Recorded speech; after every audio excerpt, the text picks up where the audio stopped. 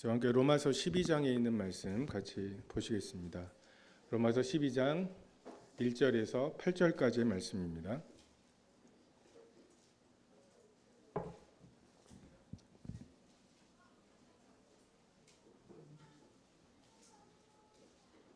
로마서 12장 1절에서 8절까지 말씀 같이 한 목소리로 읽으시겠습니다. 시작. 그러므로 형제들아, 내가 하나님의 모든 자비하심으로 너희를 권하노니 너희 몸을 하나님이 기뻐하시는 거룩한 산 제물로 드리라. 이는 너희가 드릴 영적 예배니라. 너희는 이 세대를 본받지 말고 오직 마음을 새롭게 함으로 변화를 받아 하나님의 선하시고 기뻐하시고 온전하신 뜻이 무엇인지 분별하도록 하라. 내게 주신 은혜로 말미암아 너희 각 사람에게 말하노니 마땅히 생각할 그 이상의 생각을 품지 말고 오직 하나님께서 각 사람에게 나눠주신 믿음의 분량대로 지혜롭게 생각하라. 우리가 한 몸에 많은 지체를 가졌으나 모든 지체가 같은 기능을 가진 것이 아니니 이와 같이 우리 많은 사람이 그리스도 안에서 한 몸이 되어 서로 지체가 되었느니라. 우리에게 주신 은혜대로 받은 은사가 각각 다르니 혹 예언이면 믿음의 분수대로, 혹 섬기는 일이면 섬기는 일로, 혹 가르치는 자면 가르치는 일로, 혹 위로하는 자면 위로하는 일로, 구제하는 자는 성실함으로, 다스리는 자는 부지런함으로, 긍휼을 베푸는 자는 즐거움으로 할 것이니라. 지난 여름 얼마나 더웠는지 기억나시나요? 아직도 기억이 나세요? 우리가 이 온도를 만들기 위해서 얼마나 많은 에어컨을 썼는지 정말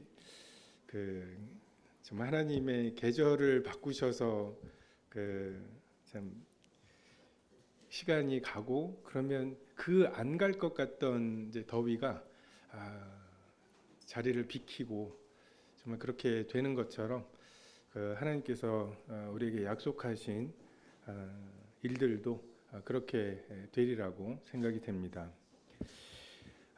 참 바울을 보면 이방인과 유대인이 섞여 있는 교회가 정말 그 서로의 다름에도 불구하고 하나가 되어서 지어져 가는 이것이 그에게 가장 큰 사명으로 여겨졌던 것 같습니다. 이방인 교회들이 그 모은 헌금을 가지고 예루살렘으로 가야 되는데 가면서 바울 자신도 그러죠. 내가 너희들 얼굴을 다시 못 볼 거라고. 에베소에 가서 이야기를 하고 또 만나는 사람마다 예루살렘에 가면 결박을 받을 거라고 이야기를 하죠. 근데 그때 사도 바울이 내가 달려갈 길과 주 예수께 받은 사명, 은혜의 복음 전파하는 일을 마치려 한다고 하면서 그가 그 복음을 전하는 것을 마치는 일이 뭐였냐면 이방인에게서 얻은 헌금으로 지금 굉장히 곤궁한 가운데 있는 유대 교회를 예루살렘에 있는 교회를 돕는 것이죠. 그래서 서로가 영적인 도움을 받고 또 육신적인 도움을 주고받음으로 연결되고 결합되어서 하나로 지어져 가는 사도 바울은 그 일을 위해서 나도 안다. 예루살렘에 가면 옥에 갇힐 것을 내가 안다고. 근데 그리고 너희를 다시 못 볼 거라는 것도 내가 안다고. 하지만 난 이걸 위해서 내가 가서 헌금 전해주고 죽어도 괜찮다고 할 정도로 이 일을 굉장히 중요하게 여겼습니다. 갈라디아에 세워진 교회에 정말 유대인과 이방인의 문제가 있을 때 이방인들과 같이 밥 먹던 베드로가 야고보에게서 온, 그러니까 사도 야고보가 아니라 예수님의 형제인 야고보에게서 온 형제들이 오니까 괜히 책 잡힐까봐 그 자리에서 떠나간 것을 아예 면전에서 정말 그 바로 윗구절에 기둥같이 여기는 사도라고 이야기한 베드로에 대해서도 가차 없이 책망하고 그것에 같이 현혹된 자기를 천거해 준 바나바에 대해서도 마찬가지의 태도를 취하죠. 그래서 정말 유대인과 이방인이 하나가 되어서 지어져 가는 이 일이 사도 바울에게 있어서는 교회의 진리였습니다. 정말 당시 제국의 수도였던 로마에 사도들이 가서 복음을 전하지도 않았는데 정말 오순절에 성령이 내리는 사건을 보고 돌아간 로마인들에 의해서, 그 유대인들에 의해서 시작된 교회가 정말 유대인들은 다 로마를 떠나라고 하는 막 그런 와중에도 살아남고 남을 뿐만 아니라 그 이방인이 풍성해지고, 그러니까 이러한 이제 외적인 그 위기를 잘 극복한 로마 교회가 이 내부에서 다시 율법으로 돌아가야 되지 않냐. 구원은 은혜로 받지만 그래도 율법으로 성화를 이루어야 되지 않냐. 이러한 논쟁 때문에 힘들어하는 것을 사도 바울이 보며 한편으로는 책망하고, 구약의 여러 사원들을 통해서 그게 아니지 않냐. 아브라함이 믿음으로 의롭다함을 받지 않았느냐. 그리고 이방인들이 정말 사형에 해당하는 그 수많은 죄 가운데 있지만 유대인의 나음이 있느냐. 다 치우쳐 한 가지로 무익하게 되지 않았느냐. 모든 사람이 죄를 범하지 않았느냐. 이 은혜가 임하되 율법을 잘 지킨 유대인에게만 임했느냐. 먼저는 유대인에게지만 또한 헬라인에게고 차별이 없지 않냐. 이것을 끊임없이 이야기하고 있습니다. 로마서 12장에도 계속 그러한 목적을 가지고 말씀을 쓰고 있습니다. 그러므로 형제들아, 내가 하나님의 모든 자비하심으로 너희를 권하노니 너희 몸을 하나님이 기뻐하시는 거룩한 선 제물로 드리라. 이는 너희가 드릴 영적 예배니라. 구원받은 경험 외에는 공통점이 없는 사람들이 지금 교회 생활을 하고 있죠.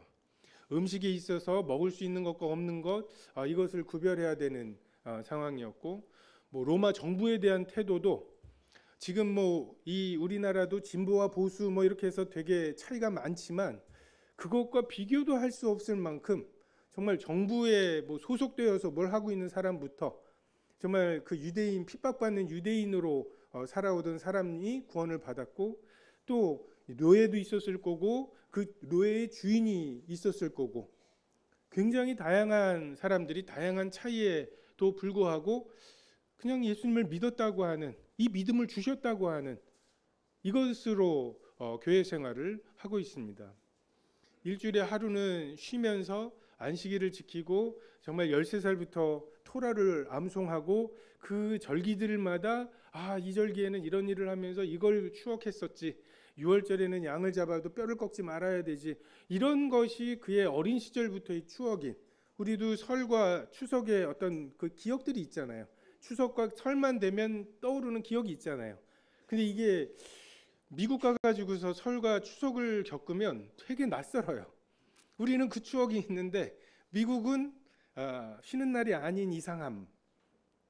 그러니까 그러한 것이 유대인에게 있었을 거고, 반대로 로마 출신의 사람들도 그 신들에게 제사 지내는 큰 축제들에 따른 그러한 것들이 서로 너무 달랐겠죠. 어떤 날을 귀히 여기는 거, 어떤 날을 중히 여기는 거, 어떤 그 일들을 별것도 아닌데 왜 그래? 별게 아닌 게 아닌 서로가 이러한 차이들, 이게 하나가 될까? 이게 어떻게 뭉쳐질까? 사도 바울은 자, 이건 네가 이렇게 잘못한 거고 이건 네가 잘못한 거니까 이건 이렇게 타협하자라고 말하기보다는 하나님의 모든 자비하심으로, 우리의 공통점은 이 하나님의 모든 자비하심이다. 1장부터 11장까지 기록한 이게 하나님이 너희를 사랑하신 사랑이다. 이 모든 자비하심이 우리의 공통점이고, 그 기초 위에 우리의 하나됨이 세워져 가야 된다고 말씀하십니다. 성령으로 말미암아 우리 마음에 부어진 그 사랑, 내가 다르고 이 다르게 행동해야 될 충분한 근거가 있다고 스스로 생각하지만 그렇게 하고 나서 집에 오면 그렇게 했어야 되나? 라고 하는 생각이 드는, 그 고기 먹지 말고 안 먹고 말지 그걸 꼭 내가 먹어야 된다고 주장했어야 되나? 반대로 그걸 못 먹겠다고 그렇게 큰 소리를 쳤어야 되나? 성령으로 말미암아 부어진 사랑이 그게 아닌데라고 하는 말을 하는, 그 하나님의 자비하심은 그런 게 아닌데 내가 저 사람하고 내가 다르고 다르기 때문에 나는 저 사람을 그렇게 취급해도 돼라고 생각했는데, 반대로 하나님께서 나를 대하실 때 그 어마어마한 차이에도 불구하고 나를 은혜로 대하신 것, 봐주신 것, 간과하신 것, 이것을 생각하면 하나님이 모든 자비하심으로 나를 봐주셨구나. 하나님이 옳다고 말하고 너는 그르다고 말하기로 작정하시면 우리가 정말 숨 쉬는 거 하나조차도 하나님의 마음에 들지 않을 사람들을 그 모든 자비하심으로 은혜로 대우하신 그 자비하심으로 너희를 권하노니. 우리는 이 권면을 받아야 합니다. 원수를 사랑하기 위해서가 아니라 아침에 조금 일찍 일어나기 위해서, 조금 나에게 혐의가 있는 사람에 대해서 내가 한번 봐주기 위해서, 내가 이번 주 한 번 봐준다. 70번씩 7번, 막 490번, 막 이 정도로 우리가 용서하는 거 말고, 살인을 면하기 위해서 3번 인내해야 되잖아요. 참을인자 3번이면 살인을 면한다고. 그 3번을 참으려면 하나님의 모든 자비하심이 필요합니다. 우리는 우리 죄에 대해서 언제나 과소평가합니다. 별거 아니라고 생각해요. 여러분 지금 다시 에덴 동산으로 가가지고서 선악과 앞에 있으면 안 먹을 자신 있으시죠? 그죠?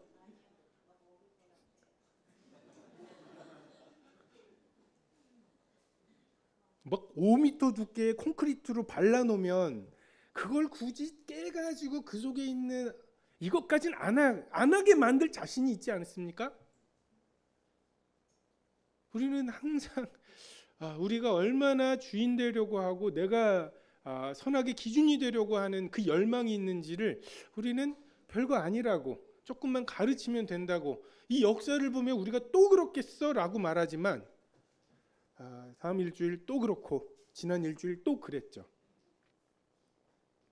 하나님께서는 예수 그리스도 하나님이신 분을 육신을 입고 이 땅에 보내시고 그분이 죄의 대가로 죽으시되 그렇게 처참하게 죽으시는데, 그 죽이는 존재가 누구예요? 구원받아야 할 그 존재들에 의해서 죽는, 채찍에 맞음으로 나음을 입어야 되는 그 존재들이 채찍질을 하는 이 완전한 모순 덩어리를 십자가를 통해서 보여주심으로 가능성이 없다.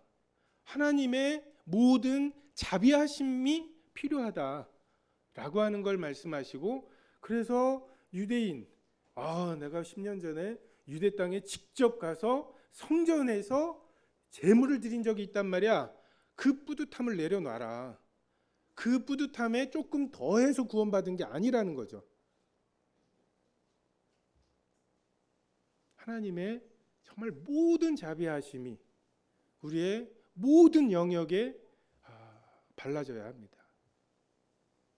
그거 외에 우리가 우리의 이기심과 나 중심성, 이것을 극복할 수가 없습니다.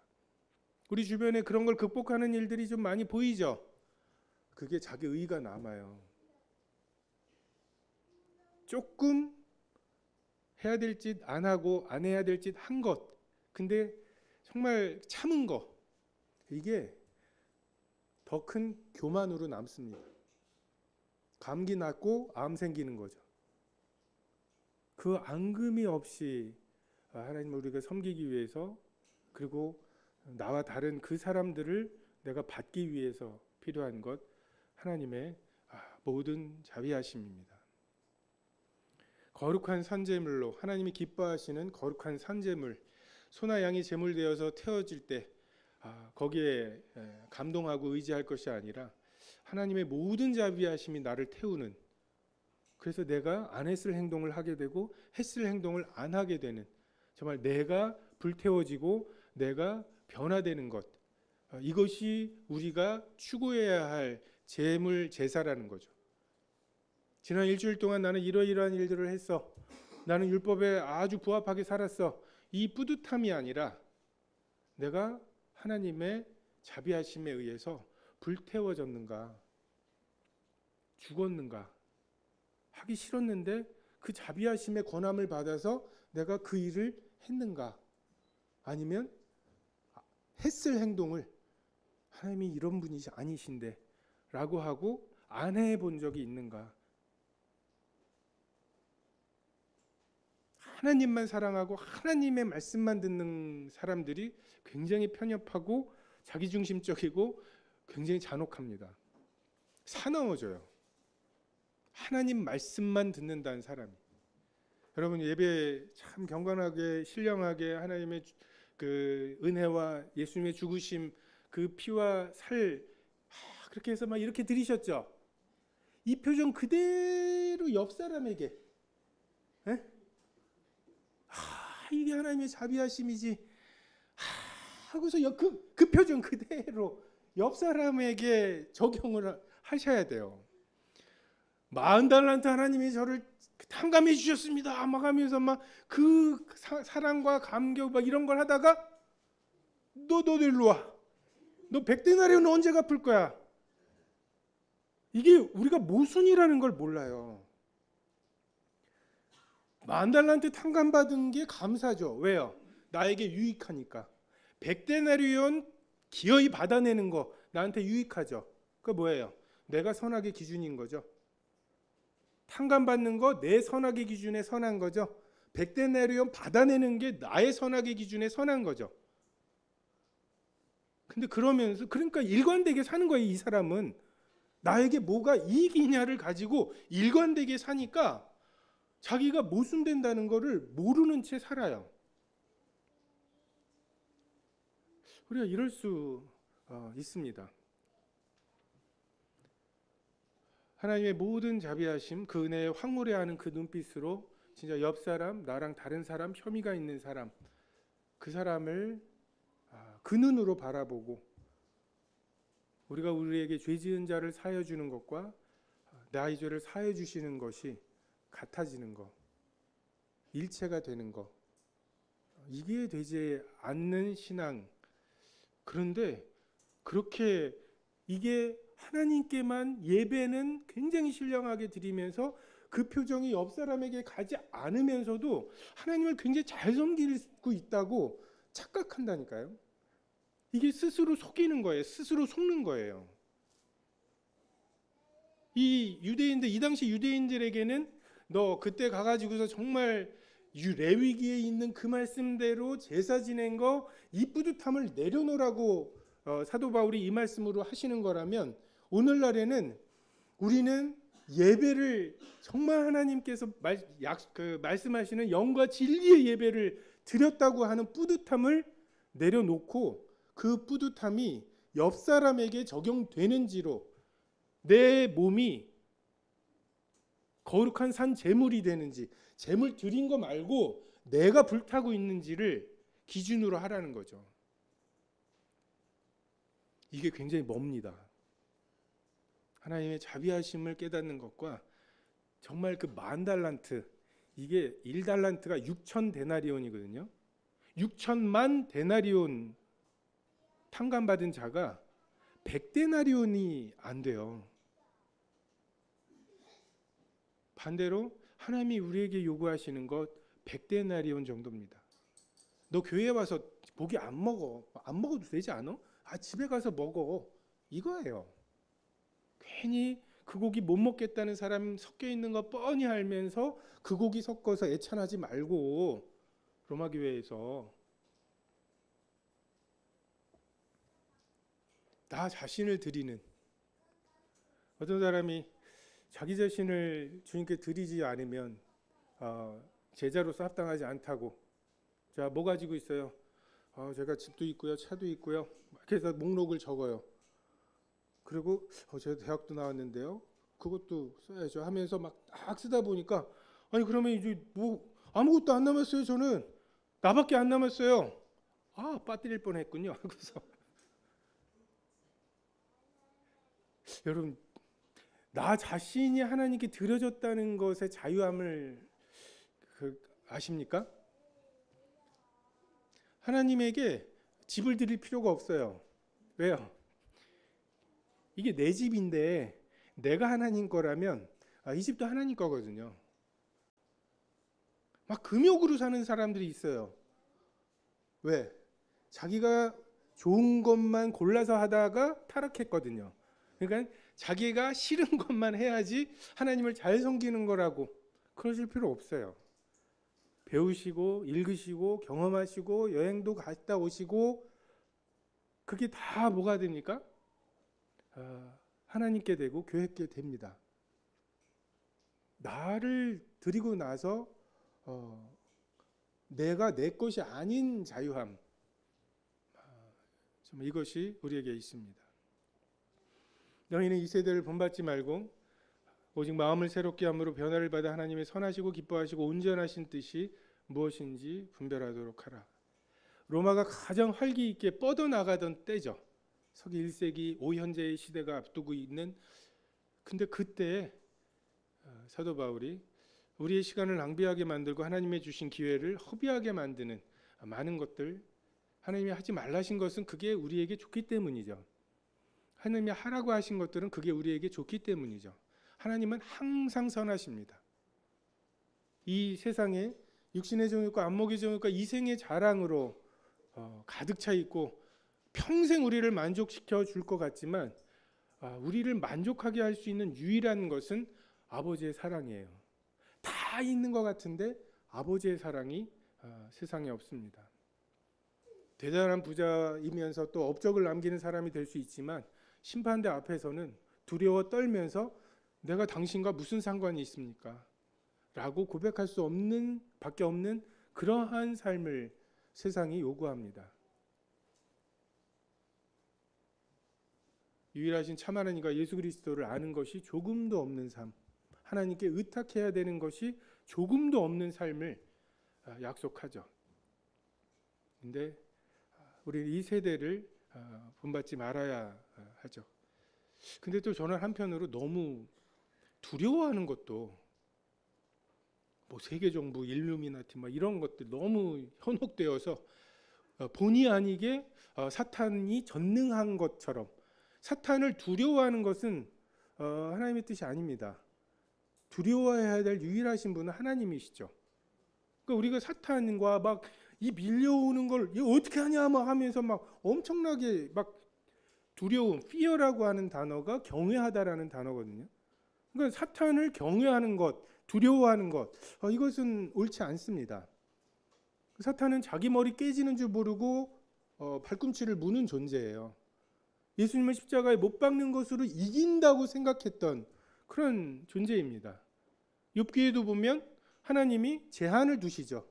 몸 건드리지 마라. 몸 건드릴 수 없어요. 생명을 건드리지 마라. 건드릴 수 없어요.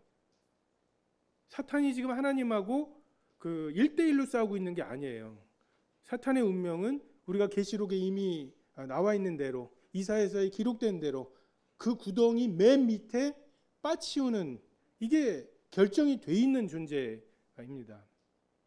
두려워하지 마시고 우리가 가진 믿음, 이 시간에 여러분이 여기 왜 와 계셔요? 믿음 때문에 와 계신 거잖아요. 이것이 가치가 있고 이것이 우리에게 즐거움이 되고 힘이 되기 때문에 와 계신 거 아닙니까? 이 믿음으로 우리가 살아가는 것이죠.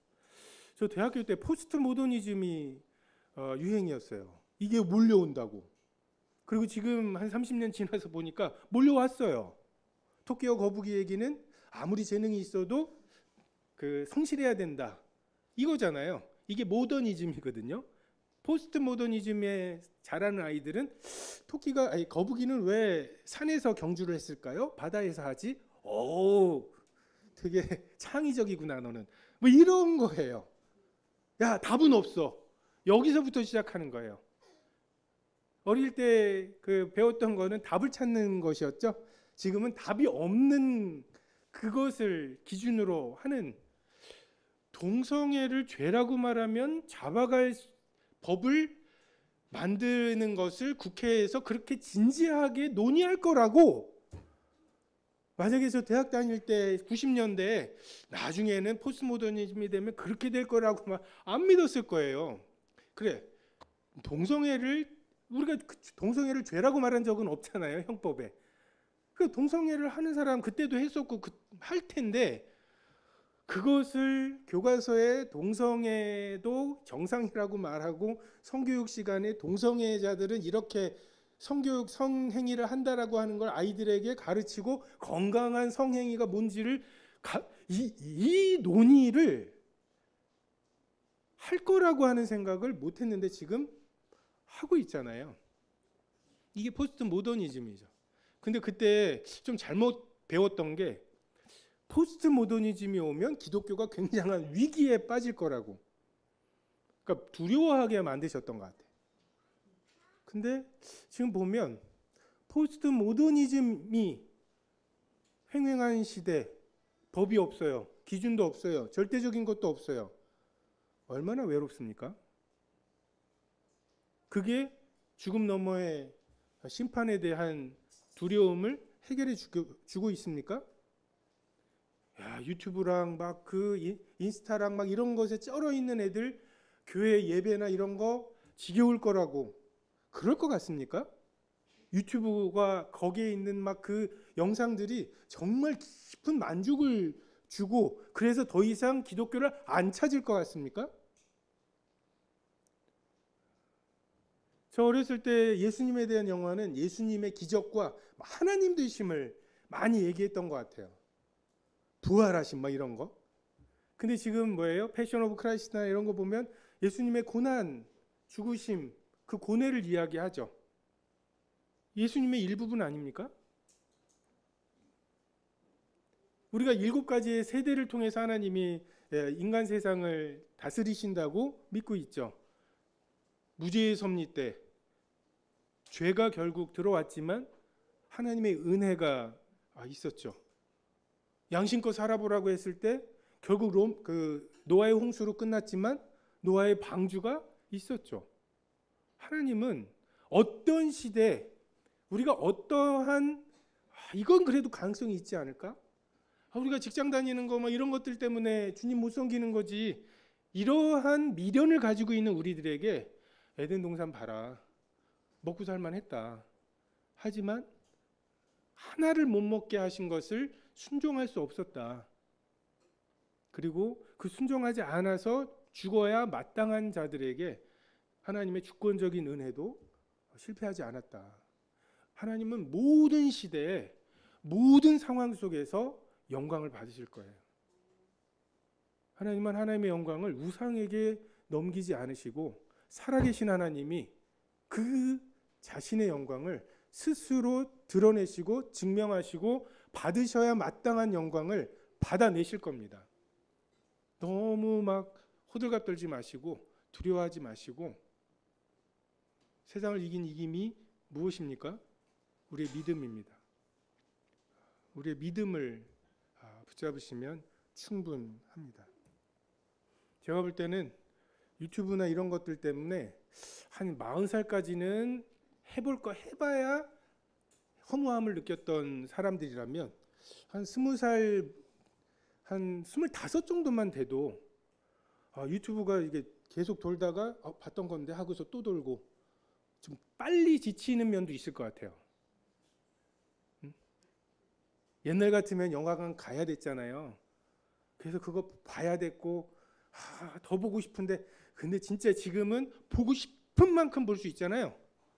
그러고 나서 머리 멍한 그런 느낌 있죠. 그 허무함. 너무 구체적으로 말씀드려갖고 들은 거라고 말씀드리기가 어렵네. 그런 게 있잖아요. 두려워하지 마시고, 우리는 이 세대에서 격리될 수 없죠. 따로 살 수가 없습니다. 이 세상에 속해 있으면서 어떻게 이 세대를 본받지 않을 수 있을까? 그 핵심은 새로워진 마음입니다. 이제 예수 그리스도, 우리 무법이었잖아요. 죄가 없는 상태, 죄는 불법이라고. 근데 이제 예수 그리스도가 우리 마음에 심겨지셨죠. 법이 생겼습니다. 이 정도면 술 취한 건 아니잖아요 라고 엄밀하게 하나님을 대하던 우리들이 이제 술 취함의 문제, 술 먹었네 안 먹었네 이것까진 괜찮네 이런 논쟁이 아니라 내가 성령 충만했는가, 시와 찬미와 신령한 노래들로 서로 화답하고 있는가? 이게 기준이 되어서 논하고 있어요. 동산 중앙에서 생명나무를 가지고서 투쟁하고 있는 우리들에게 선악을 알게 하는 나무의 유혹은 아무것도 아닙니다. 이 새로워진 마음으로 레위기에도 보면 정한짐승 이런 기준이 있죠. 정한짐승의 기준이 뭡니까? 발굽이 있어요. 땅을 딛고 살지만 발굽이 있어서 분리가 됩니다. 물고기도 물속에 거하지만 비늘이 있죠. 분리가 됩니다. 벌레들도 곤충들도 땅에 기어만 다니는 건 먹지 말라고. 근데 뛰거나 날아다닐 수 있는 거, 분리할 수 있는 거, 이게 완전히 세상에 함께 하고 있지만 격리되지 않고 분리될 수 있는, 이게 하나님께서 우리에게 요구하시는 거죠. 예수님께서 산속에 들어가서 하시진 않았잖아요.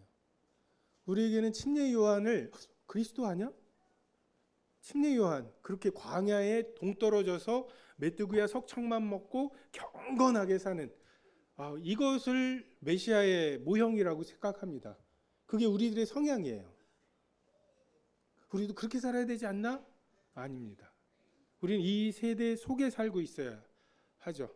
공부하셔야 돼요. 직장생활 하셔야 돼요. 근데 이상하게 함께 하지는 못하는, 이상하게 그들에게 속하지는 않는 새로워진 마음. 자꾸 뭐가 묻어요. 아니에요.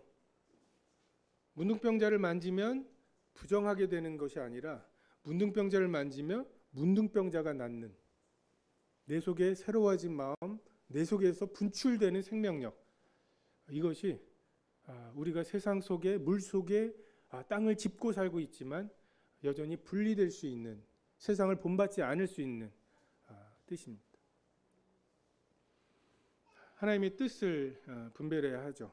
근데 선하시고 기뻐하시고 온전하신 뜻입니다. 율법은 기껏해 하나님의 선하신 뜻이 무엇인지 밝혀줘요. 하나님과의 화목됨, 하나님과 다시 친해졌으면 좋겠다, 하나님께 다시 아빠라고 부르면서 나아갔으면 좋겠다라고 하는 것이 화목제물을 드리는 기준이 아니라, 절차대로 했어? 야 그거는 속죄제잖아. 화목제는 이렇게 해야지. 이렇게 헷갈리면 어떡해. 다시 이거예요. 하나님의 선하신 뜻이 뭔지 그것에 전전긍긍하면서 다 된 거지? 다 뿌릴 거 뿌렸고, 자 됐어요 이제. 근데 내 마음에 화목함은 없어요. 화목함을 만들어낼 수는 없는, 38년 된 병자가 걸어가는데 너 안식일이잖아, 이런 말을 내뱉어야 하는, 너무 기계적이고, 하나님이 원하시는 것은 선하심을 넘어서 기뻐하시고 온전하신 뜻입니다. 강도 만난 자를 만났을 때 선하신 뜻은 뭐예요? 내가 그런 거 아니에요. 난 강도짓 안 해요. 이 정도면 선한 뜻이죠. 기뻐하시는 뜻은 데려다가 치료해 주는 거라면, 온전하신 뜻은 내가 돌아오면서 또 줄 테니까 끝까지 치료해 달라고 하는 거. 이 온전하심에까지 가야 되죠. 아브라함에게 선하신 뜻은, 엄밀히 말해서 죄는 아니잖아요 할 만한 것은, 내가 네 육체로 내 몸에서 난 자가 내 후사가 될 거라고 하셨으니까, 하갈을 통해서 이스마엘을 낳았어요. 엄밀히 말해서 하나님의 뜻이잖아요. 근데 기뻐하시는 뜻은 100세에 이삭을 낳는 것이었고, 거기에서 더 나아가서 온전하신 뜻은 모리아산에서 그 자식을 하나님께 드리는, 율법의 한계가 분명하지 않습니까? 아브라함이 율법으로 하나님을 섬겼다면 모리아산에 가지 않습니다. 그것을 통해서 하나님께서 아브라함에게 주려고 했던 그 영생을, 여호와 이레의 하나님을 경험할 수가 없어요. 이건 하나님의 모든 자비하심이 우리를 권해야 합니다. 이 정도면 되지 않았어요? 다른 사람도 그 정도면 훌륭해 라고 말하지만 내 속에 아직 해결되지 않는, 마치 예수님을 만난 시므온이 주께서 나를, 내 종을 이제 편하게 보내주신다, 놔주시는구나, 뭔가 잡고 계신, 내가 이 아기를 보고 이 아기에게 축복하고서야 내 인생이 이제 마무리되는, 우리에게 그러한 하나님과의 그 세밀한 음성 속에서 나오는 숙제들을 주셨죠. 우리가 그 숙제를 하기 전까지 만족이 없습니다. 옆 사람이 대단하다고 말해주는 거 한마디로 끝나잖아요. 날 몰라서 그래. 여러분, 이 우주에 내가 나밖에 없어요. 우리 굉장히 외로운 거예요. 나 이해하는 사람 나밖에 없어요. 그러니까 막 누군가 나 오해했다고 좀 힘들어하시지 마세요. 이해하는 사람이 어디 있어요? 그냥 너에게 주신 그 믿음을 그냥 주님 앞에 갖고 계셔요. 그리고 그것으로 장사하시고 그것으로 씨를 뿌리시고, 어쨌든 다른 사람은 몰라도 나는 이 열매를 맺어야 된다. 주님께서 나를 흔쾌하게 놔주실 때까지.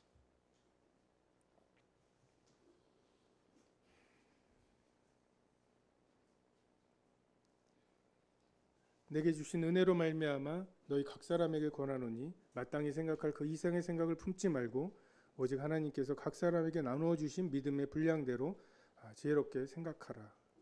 우리에게는 하나님의 경계가 있습니다. 주권이죠. 하나님께서 야곱을 사랑하고 에서를 미워하신 것 주권입니다. 우리가 구원받은 것 주권이죠. 근데 하나님이 그 주권으로 주신 은혜 너무 좋죠. 너무 감사하죠. 근데 하나님이 또 하나 그분의 주권으로 주신 게 뭡니까? 믿음의 분량입니다. 한계가 있어요. 마땅한 생각 그 이상을 할 수가 없는 한계가 있는데 그 한계를 하나님이 정해놓으셨습니다. 우리는 그 한계 안에서 생각하고 그 한계 안에서 자유를 누릴 필요가 있습니다. 내게 전에 없던 교회에 대한 소원이 생겼죠. 하나님 이름만 불러도 또 뭘 이렇던 우리가 하나님의 그 세미한 음성에 반응하게 되는 예민함이 생겼습니다. 왜 크크크크를 5번을 찍었을까? 이런 예민함 있죠. 연애할 때 그 예민함. 네. 철저히 나를 기준으로 선악을 구별하며 살던 나에게 정말 하나님을 위해 내 것을 드리고자 하는 마음, 이웃을 위해, 성도들을 위해 자기 몸을 거룩한 산제물로 드리고자 하는 소원이 생겼죠. 이것을 어떻게 설명하겠습니까? 하나님께서 그의 기쁘신 뜻을 따라 주권대로 주셨다고 할 수밖에 없죠. 바다의 경계를 정하시고 땅과 바다를 나누신 하나님께서 마땅히 생각할 생각의 경계를 우리 각 사람에게 정해 주셨습니다. 하나님께서 교회를 섬기도록 주신 은사로 인해서 교회가 어려워질 수가 있어요. 주장하다 보면 대표적인 게 고린도 교회이죠.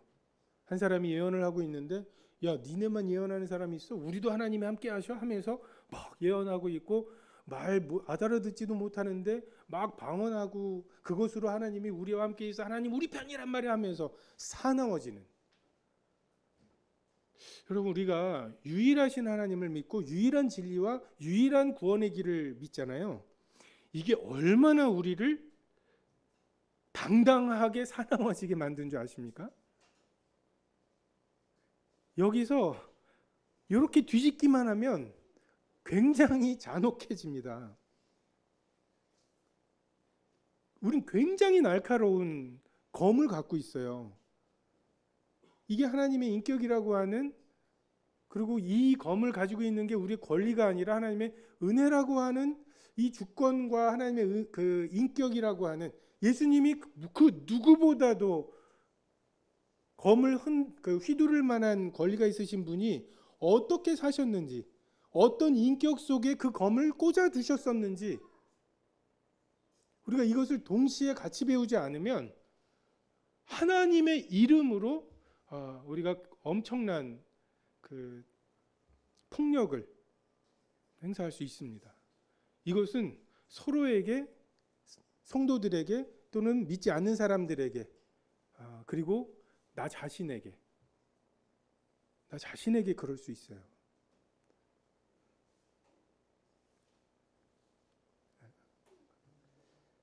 한계를, 하나님이 정해주신 그 한계를 우리가 인정하고 그 한계 속에서 자유를 누릴 필요가 있습니다. 우리가 한 몸에 많은 지체를 가졌으나 모든 지체가 같은 기능을 가진 것이 아니니 이와 같이 우리 많은 사람이 그리스도 안에서 한 몸이 되어 서로 지체가 되었느니라. 교회의 통일성과 다양성, 교회의 하나됨과 자유함, 이건 굉장히 충돌하는 것입니다. 교회가 하나여야 된다. 우리가 믿는 교회 진리의 첫 번째가 교회가 한 몸이죠. 그 한 몸의 머리가 그리스도시고 이제 성령께서 그 그리스도의 하나됨, 그 머리 되심을 지금 대신하고 계시고, 이게 우리가 믿는 하나됨이죠. 근데 그 하나됨이 획일화될 수가 있어요. 어떻게 하나이면서 다양할 수 있을까요? 이 모델은 삼위 하나님의 하나되심입니다. 성부, 성자, 성령 하나님은 각각의 인격이 있으시죠. 각각의 생각과 의지가 있으시죠. 각각의 감정이 있으시죠. 하지만 하나이시죠. 모순되지 않는, 마찬가지로 우리에게도 교회는 하나입니다. 그리고 성도들은 다양합니다. 이게 성도들이 다양함에도 불구하고 교회가 하나 되는 게 아니라 성도들이 다양하기 때문에 교회가 하나입니다.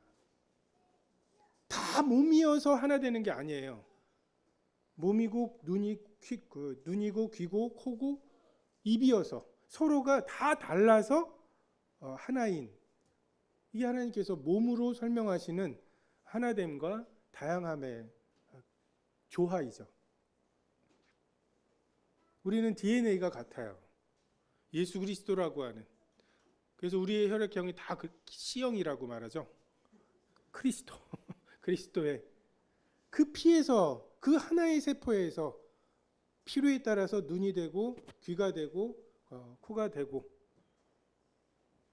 이것이 하나님께서 하시는 일입니다. 우리가 서로에게 다 엮여 있고 빚을 지고 있죠. 눈이 없다면 이 나머지 몸들이 어떻게 돌아다니겠습니까? 냄새 맡는 것이 없다면 우리가 얼마나 많은 상은 음식들을 먹었겠어요. 서로가 서로에게 빚을 지고 있고 각각 자기의 일을 잘 돌보셔야 합니다. 여러분, 우리는 서로 다른 지체가 있기 때문에 각각의 사역이 있어요. 교회 내에서. 근데 한 몸이기 때문에 동역해야 합니다. 이 사역과 동역 둘 다 좀 프로페셔널하게 하십시오. 사역을 하시되 내 은사다, 이건 내 영역이다, 저 사람은 내가 돌봐야 된다 라고 생각하시면 일 삼아서 하십시오. 왜요? 그것으로 유업의 상을 받으실 거기 때문에. 여러분 월급 받으실 거예요. 그러니까 월급 받고 일하는 사람처럼 하십시오. 다만 내가 이걸 하는 것과 저 사람이 저 일 하는 것에 대해서 좀 놔두세요. 믿음의 은사 있는 사람 있죠? 산 너머에 저 빛이 안 보여 뭐 이러면서 막 가자 막 이러는 사람 있어요. 안 보여요, 나머지. 이 사람하고 누가 동역을 해야 되냐면, 아유 그래도 내일은 먹어야지 하면서 대차대조표 쓰면서 헌금 얼마 들어왔지? 그러면 이걸로 얼마 해가지고서 이렇게 해야 되겠네? 요거 계산하는 사람이 있어요. 다스림의 은사가 있는 사람. 이 두 사람만큼 서로가 서로에게 필요한 사람이 없어요. 그냥 그 돈만 세고 돈으로 이렇게 해가지고 그럼 교회가 이렇게 운영되겠네, 기업 운영하듯이 이렇게 하는 사람이 비전, 믿음의 사람이 없이 이것만 하면 여기는 그냥 기업이 되는 거죠. 근데 가자 막 해가지고서 다 가는데 아무도 밥 챙기는 사람이 없이 가면 결국 그 산 너머까지 못 가거든요. 복음 전하는 사람하고 그 전에서 구원받은 사람, 양육하는 사람, 이 사람만큼 실과 바늘처럼 꼭 맞는 사람이 어디 있습니까? 이 은사가. 근데 한정된 예산을 써야 되잖아요. 주님 오실 날 얼마 남지 않았는데 그걸 뭐 거기에다 쓰냐고 하면서 이제 막 그 복음과 막 이것만 쓰려고 하는 사람하고 아유, 죽기 전에 안 오실 수도 있잖아요 하면서 이제 양육해야 되고 가르쳐야 되고 이 생각이 있는 사람, 이 두 사람만큼 서로가 서로에게 꼭 필요한 사람이 없습니다. 그래서 우리가 동역해야 되죠. 짐승의 왕을 뽑는데 오리 같은 거 있잖아요. 쟤 날기도 해. 물에서도 떠다녀. 걷기도 하네. 해가지고서 오리를 세워놓고 짐승의 왕을 삼을 수는 없잖아요.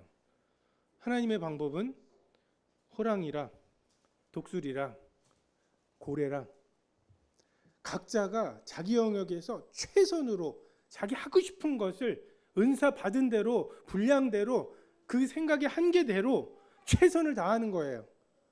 그리고 서로 동역하는 거죠. 나보다 남을 낮게 여기면서 그것으로 최대한의 역량이 발휘되는 것, 이것이 교회입니다. 이게 이방인과 유대인이 하나 되는 방법도 동역해 보면 알아요. 제가 대학 다닐 때 왜 나같이 안 살지? 뭐 이런 거 있죠. 막 뜨거웠었거든요. 그래서 나처럼 살아야 되는데 하면서 참 존경스러운 어떤 분인데 열심히 좀 없어 보여 라고 하면서 좀 이렇게 판단했던 분이 있어요. 저는 이제 전도 집회 있다 그러면은 이제 막 그 투견처럼 싸워가지고 그 물리하는 애들하고 논쟁해서 이겨가지고 막 3명을 데리고 왔어요. 삥 둘러 앉아가지고 그 어떻게 하는지 자기소개하면서 막 얘기하고 하는데 완전히 내가 데리고 온 애들은 가인은 누구랑 결혼했어요? 뭐 이런 질문이나 약간 논쟁을 하러 온 애들이에요. 나 자신 있어 막 하는 애들이에요. 근데 난 3명이나 데리고 왔거든요. 제가 그 판단했던 어떤 분은 1명 데리고 왔어요. 삥 둘러서 자기소개를 하는데 충격적인 말. 그 조난이 자매님 아시죠? 옛날에 계셨던 분. 조난이 자매님이 그때 구도자로 왔는데 저는 어느 대학 무슨 과에 있는 조난이고요. 저 이번에 꼭 구원받을 거예요. 우리 애들은 아니거든요. 내가 데려가는. 저는 저처럼 살아야 된다고 생각했어요. 그리고 저렇게 살면 안 된다고 생각을 했어요. 나도 4학년 돼서 저렇게 되지 말아야지. 이 뜨거움을 간직해야지 막 이런 생각을 하면서 좀 약간 판단하는 마음이 있었는데 어떻게 저렇게 할까? 저는 이제 만리장성 쌓는 캐릭터거든요. 그러니까 뭔가 이렇게 1학년은 뭐 배우고 그럼 2학년 돼서 1학년을 가르치고 막 이런 거 있죠. 막 레고 블록 쌓듯이 막 이렇게 하는 거 좋아하는. 그래서 막 그렇게 하고 있는데 그 자매님이 불러서 하나님은 결과를 원하시는 게 아니라 열매를 원하셔. 뭔 소리야? 만리장성이나 피라밋보다는 도토리 하나를 원하신다고. 뭔 소리냐고요. 내 마음은 호수여 너는 내게 노져오고 막 이런 모르겠어요 저는. 근데 그 자매님이 그렇게 얘기를 하시는데 그 자매님하고 이제 같이 동역을 하면서 그분을 통해서 주시는 열매, 그리고 내가 그렇게 열심히 전도해가지고서 구원을 받고 나면 그쪽으로 넘어가서 이렇게 양육이 되는 이 동역을 통해서 저 은사가 필요하구나. 내가 빚지고 있구나. 저는 구도자가 왔는데 구원 받았다고 하면 그럼 됐지 뭐 더 할 말이 있나? 라고 하는 생각이 들고 그분은 구도자가 왔다고 해서 안 믿어진다고 하면 할 말이 없는 그런. 제가 학교에서 요즘 제가 굉장히 그 MBTI에서 T가 많아요.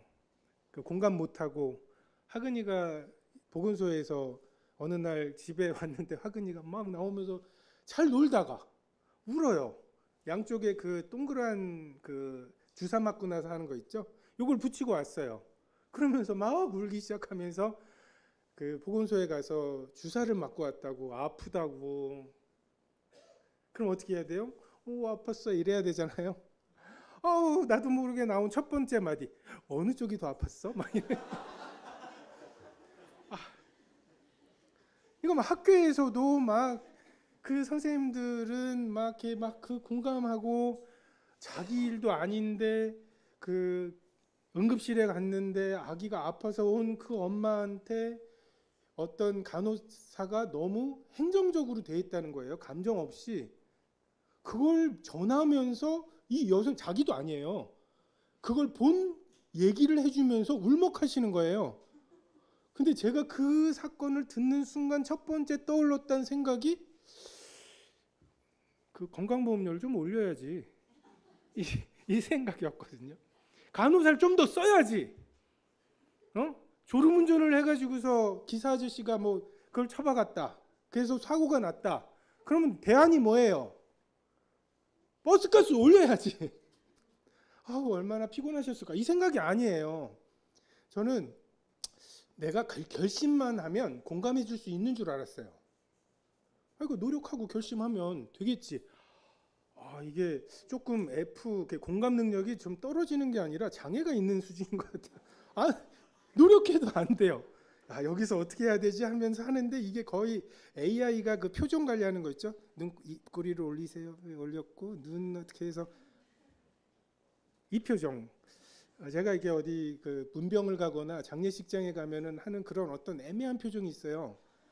이 어떻게 해야 될지를 모르겠는 거예요. 그래서 막 그 학교에서는 제가 말도 되게 지금 조심하고 그래서 제가 저답게 못 살고 있어요 지금. 제가 유일하게 저답게 살고 있는 거는 그 물리 선택한 애들 있죠. 이 AI들 감정을 나눌 필요가 없는 그냥 데이터 0101 001로 가고 0101 001로 뭐 이런 애들. 내 마음이 호수는 무슨 하면서 그냥 서로가 막 문과들 막 까고 막 이러면서 재밌어 하는. 여기서는 정말 생각하는 대로 말하면 되니까 자유로운데 이게 선생님들하고나 또 다른 애들하고는 말을 이렇게 하면은 이렇게 그러니까 호랑이가 호랑이답게 못 살고 있는 거죠. 근데 제가 이렇게 그 장로회를 가잖아요. 그 장로회로 모이면 굉장히 자유로워요. 생각대로 말하면 돼요. 왜요? 다 잘라주시거든요. 제가 MBTI 그 전공하신 상담 선생님한테 저 같은 성향은 뭘 조심해야 되냐고 물어봤더니 노무현을 조심해야 된다고. 저에게 노무현 대통령 같은 성향이 있대요. 뭔가 되게 이상적인 막 이런 걸 추구하고 교회가 거룩해? 거룩해야지 그러면 하면서 막 거룩해야 돼 하면서 막 이렇게 뭔가 하는 게 있대요. 근데 이제 이런 성향이 있다는 거를 생각하면서 학교에서는 조심하면서 생각을 해야 돼요.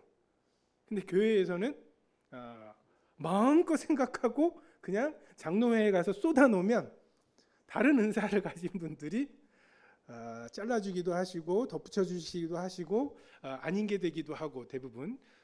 여러분 그래서 살고 있는 거예요 지금. 그래서 이렇게 교회 생활 편안하게 하시는 거예요. 아무도 나 말려주지 않았으면 다 죽었어. 그게 구원받은 거야 하면서 하다 보면 우리에게 이러한 정말 내게 주신 은사와 분량대로 정말 그 안에서 자유롭게 사자가 사자답게 독수리가 독수리답게 사역할 수 있는 자유가 있고 반면에 그게 그대로 적용될 때 힘들어질 걸. 그래서 누군가가 그것에 대해서 나는 냄새도 맡아. 보는 게 전부가 아니야. 냄새는 이렇게 얘기하는데 들리는 건 또 이래요. 라고 하면서 동역해주고 또 내 생각에는 이거 시커멓게 생긴 이거 먹으면 안 돼. 죽을 것 같아. 냄새가 벌써 거부야. 근데 여러분의 생각 이상의 생각을 하는 인도자들이 먹으라고 할 수 있어요. 보약이라서. 그러면 또 거기에 순종하고, 이것이 하나됨과 다양함, 정말 그 하나님께서 주신 영역 안에서 정말 무한히 자유로우면서 또 다스림을 받는, 이게 법에 의해서가 아니라 하나님의 모든 자비하심에서 나오는 하나님과의 인격적인 관계와 그 주님의 인격이 묻은, 아까 말씀드렸죠? 자, 우리 표정 연습 한번 해볼까요? 그 하나님의 자비하심, 그 예배, 주님의 죽으심. 자, 이거 흐트리지 마시고 옆 사람에게 그 하나됨을 위해서 봐주시고 간과해 주시고 눈 감아 주시고 나아가서 내가 감당해 주시고, 이것이 삼위 하나님의 하나 되심은 우리가 단지 고백으로 난 그 교리 믿어요 라고 할 게 아니라 우리의 부부의 생활에서, 가정 생활에서 무엇보다 구원받았다는 것 말고는 공통점이 없는 이 교회 생활에서 하나님의 자비하심이 충분하냐, 성령으로 하나님의 사랑이 우리 마음에 부음받은 것이 충분하냐, 우리가 이 증명을 해나가고 있는 사람들입니다. 기도하겠습니다.